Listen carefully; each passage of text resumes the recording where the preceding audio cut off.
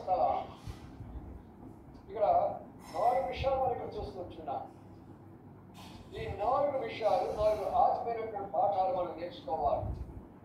మన కుటుంబం వర్ధిల్లాలంటే, మన సంఘం వర్ధిల్లాలంటే, మన సమాజం వర్ధిల్లాలంటే, మన దేశం వర్ధిల్లాలంటే ఈ 4 యొక్క నియమాలను మనం పాటించాలి.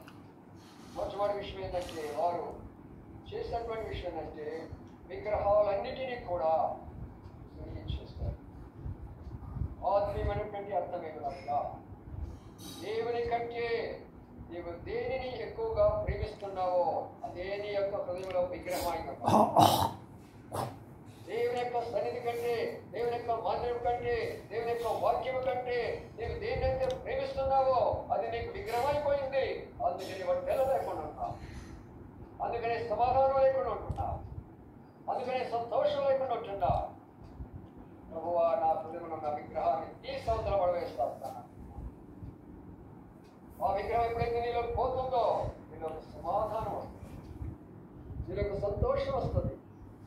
రెండవదిగా ఉన్నత స్థానాలు. ఉన్నత స్థానాలు అంటే హెచ్చించుకోవడం అన్నమాట. ఒక దానిని బట్టి మనం హెచ్చించుకుంటూ ఉంటాము. దీన్ని బట్టి చదువును బట్టి కొంతమంది, ఉద్యోగాలు బట్టి కొంతమంది, వారికి ఉన్న ఆస్తులను కొంతమంది, వారి బంధువులు బట్టి కొంతమంది, వారికి ఉన్న పలుపడి కొంతమంది, కొంతమంది రాజకీయ నాయకులను బట్టి కూడా చేస్తూ ఉంటారు. ఈ ఉన్నత స్థలాలన్నీ తీసి అవతల పడాలి. ప్రభు వైపు చూడడం నేర్చుకోవాలి. రాత్రి కూడా కొంత చూస్తూ వచ్చాను ప్రాంతంలో. ఏమన్నారు? బ్రిటిష్ రాణి గారు ఏమన్నారు? అయ్యా, వాళ్ళని రక్షించాలా, చైనాలో ఉన్నటువంటి మిషనరీస్ రక్షించాలంటే అని చెప్పిన వారిని చెప్పండి వచ్చినారు ప్రాంతానికి. ఎవరు రక్షించాలా? వారు చేసేది దేవుని సేవ అయితే దేవుడే రక్షించబోతే నేనేమి రక్షిస్తాను అయ్యా అంటే ఏం చెప్పిందని? కానీ ఇంకో మాట చెప్పొచ్చు కదా, ఏమని? నేను సైన్యాన్ని పంపిస్తాను, బాంబులు పంపిస్తాను, వాళ్ళందరూ చంపేస్తానని చెప్పొచ్చు కదా. ఎందుకని చెప్పలేకపోయింది? మన దృష్టి దేవుని మీద ఉంది. అందుకనే అదే వాళ్ళకి నేర్పిస్తున్నది. అక్కడున్న మిషనరీస్కి అదే నేర్పిస్తున్నది, అక్కడున్న ప్రజలు కూడా అదే నేర్పిస్తున్నది. అందుకని అక్కడ ఈనాడు చైనాలో క్రిస్టియన్ పాపులేషన్ ఎక్కువగా, ఈనాడు రష్యాలో క్రిస్టియన్ పాపులేషన్ ఎక్కువగా ఉంది. ఏమిట్లా కారణం అంటే అనేక మంది సాక్షులు అయిపోయినారు అక్కడ.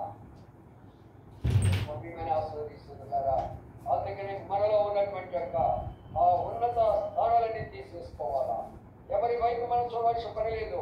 ఎంత రాజకీయ నాయకులు అయ్యవచ్చు, ఎంత ధనవంతులైనా ఉండవచ్చు, ఈ లోక సభను ఎంత గొప్పవారైనా సరే ఇది పరిస్థితుల వారి వైపు మనం చూడాలి. మనం చూడవలసినది ప్రభు వైపు. జీవగల దేవుని నమ్మేమో, ఆయన కొరకే సమస్తాన్ని విడిచిపెట్టుకున్నాము, ఆయనను వెంబడిస్తున్నాము, అనేక అనుభవాలు పొందేమో, చివరి వరకు మన యొక్క యుద్ధం ఆయనతోనే, ఆయన మనతోనే ఆ పోరాటం మనం ముందుకు వెళ్ళిపోతాం. మూడవదిగా వస్తే బలిపీఠాలు. బలిపీఠం అనగా సమర్పించుకోవాలి. మన సమయాన్ని దేనికి సమర్పించుకుంటున్నా? దేవుడు మనకిచ్చిన వరాలు, తలాంతులు దేని కొరకే సమర్పించుకుంటున్నా? మనకిచ్చిన ధనాన్ని దేని కొరకే సమర్పించుకుంటున్నా? ఎప్పుడు నీకు సమాధానం, శాంతి రావాలని కోరుకుంటావో, ప్రభువా నా హృదయంలో నీ బలిపీఠం నేను కట్టుకుంటాను. ప్రభువా, ఆ బలిపీఠాన్ని వేరే బలిపీఠం నాకు. కొంతమంది స్నేహితులు వాడు బలిపీఠం అయిపోతారు, వాడి కొరకే వాడు బలిపోతూ వస్తూ ఉంటారు. కొంతమంది బంధువుల కొరకే బలిపీఠం అయిపోతూ వస్తారు, వాడి కొరకే వాడు బలైపోతూ వస్తూ ఉంటారు. మరికొందరు మరికొన్ని విషయాల కొరకే బలైపోతూ వస్తారు. ఆ బలిపీఠాలన్నీ నీకు అవసరం లేదు.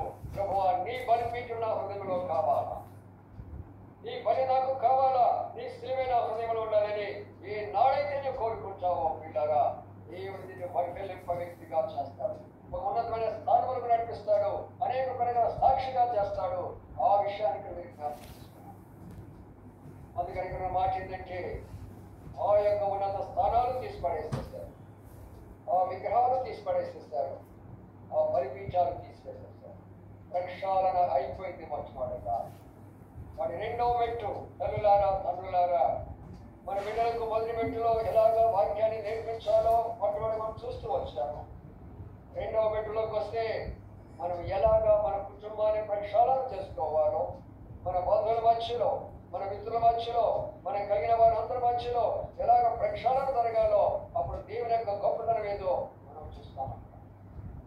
చూడండి, కొంచెం మంది పోయి చూస్తాం. అక్కడ మనం గమనిస్తే ఇప్పుడు ఇంకొక విషయం జరుగుతూ ఉంటుందండి.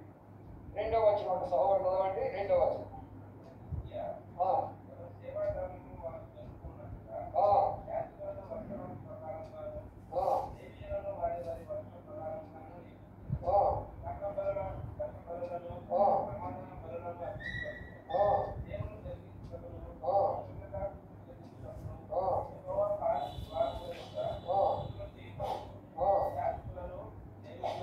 చూసారండి పిల్లరా, యవనస్తులుగా యాజకులు నియమిస్తున్నారు. ఒక యవనస్తుడు లేవీలను నియమిస్తుంటున్నాడు.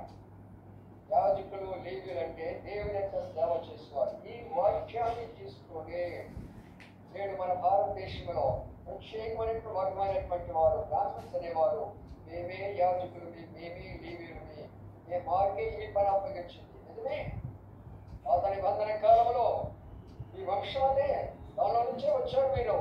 కానీ కొత్త నిబంధనలో ప్రభువుని కొట్టివేసాడే. ప్రతి ఒక్కరి యాజకత్వం తీసుకునే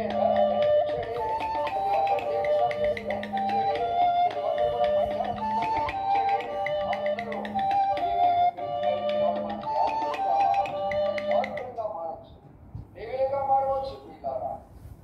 అందుకని ఇప్పుడు 3వ స్టెప్లోకి వస్తే ఇప్పుడు ఒక ఆలోచన పడ్డాడు యవనస్తుడైనటువంటి హిజ్కియా. ఏమి చేస్తే ఈ దేశంలో శాంతి సమాధానాలు వచ్చాలి, ఎలాగ నడిపించాలి. నేనైతే రాజును, నా దగ్గర సైన్యం ఉన్నది వేరే సంగతి. కానీ ప్రజలకు బోధించాలి, పనులు అర్పించాలి, ప్రజలను సరైన మార్గంలోకి నడిపించాలి, వారికి కావాల్సిన జ్ఞానాన్ని బోధించాలి. అందుకని ఇప్పుడు నేను ఏం చేయాలి ఆలోచన చేశాడు. వెంటనే మనకు స్టెప్ తీసుకున్నాడు. ఈ పని కొరకై అందుకో ఫలానా గోత్రికులను, ఫలానా వంశ వారిని పిలవని చెప్పారు.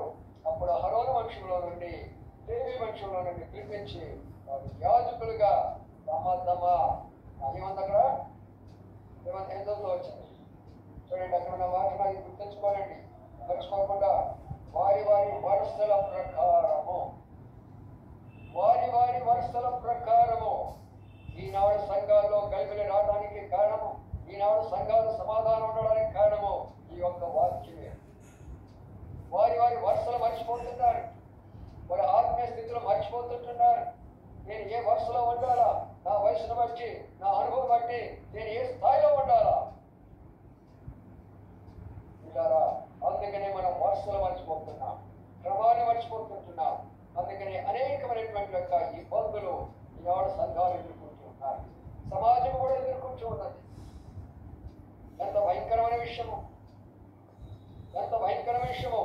10th క్లాస్ చదువుతున్నవాడు ఐఏఎస్ చదివే వాళ్ళు వెళ్ళి 10th క్లాస్ దగ్గర నమస్కారం పెట్టవలసిన దినాలు ఈరోజు మనం ఉన్నాం. అలా ఉంది ప్రభుత్వం యొక్క విధానాలు. వరుసను మర్చిపోతున్నారు. నేను ఒక ఫలానా స్థాయికి పోవాలంటే నాకు అర్హత ఉన్నదా? నా స్వార్థం కూడా నేను ఆలోచన చేయకూడదు.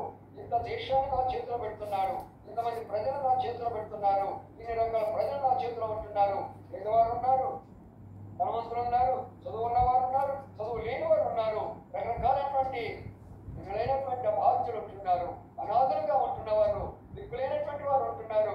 వీరందరినీ చూడాలంటే ఎంత విశాలమైన హృదయం కావాలి. ఆలోచించినటువంటి ఒక నాయకుడు ఉన్నాడా ఈ రోజున? హిజ్కియాలో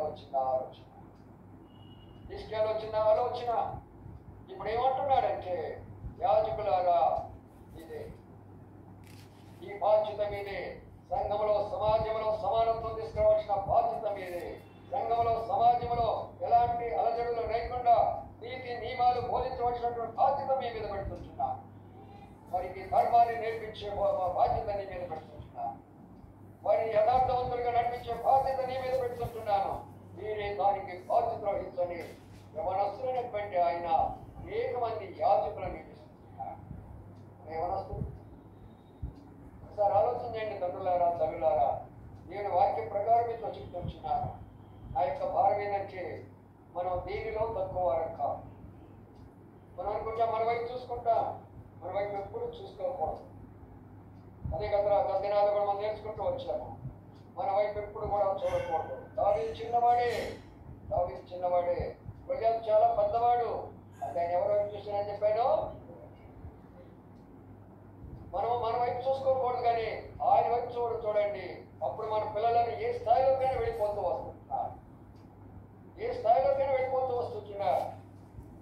వాడు మనం చూస్తున్నాం కదా, చూస్తున్నాం కదా.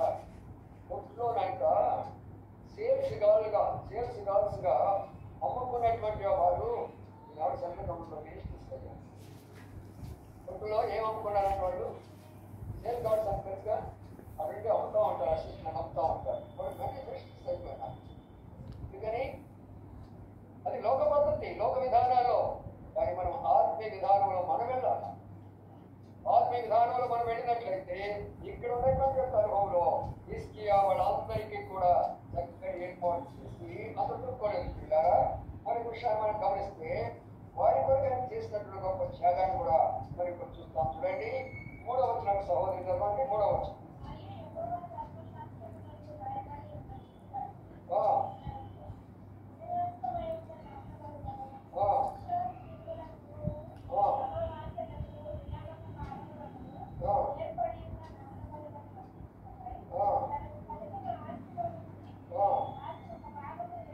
తనకు కలిగిన